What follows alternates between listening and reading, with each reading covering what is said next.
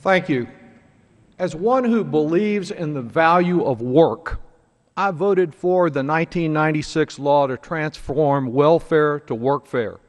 And now, as the ranking Democrat on the subcommittee overseeing this law, I want to strengthen reform and assure that every able-bodied American who can work is working.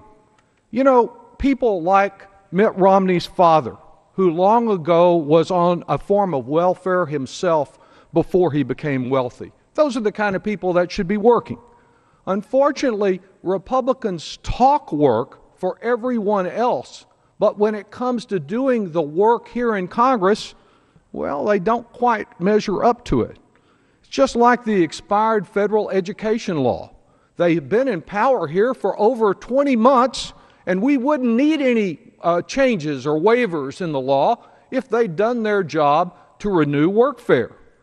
The real question here is not whether we emphasize work, but how.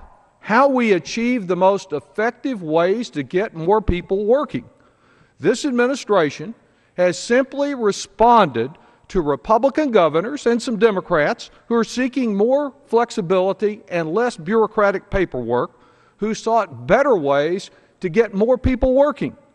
Even the Republican staff director who wrote the original 1996 reform law and who recently surveyed 42 state TANF directors says that these Republican attacks are exaggerated.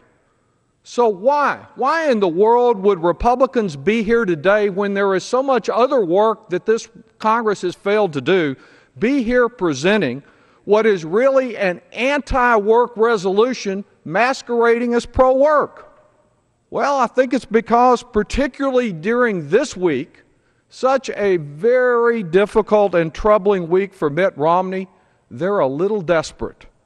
They think they can hoodwink enough Americans to turn on their neighbors by falsely dividing us between makers and takers, between manufacturers and moochers, between producers and parasites.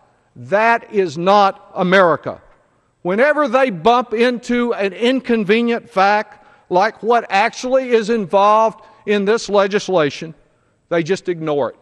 They have made this Congress largely a fact-free zone. When confronted with reality, they hold up those signs that say believe.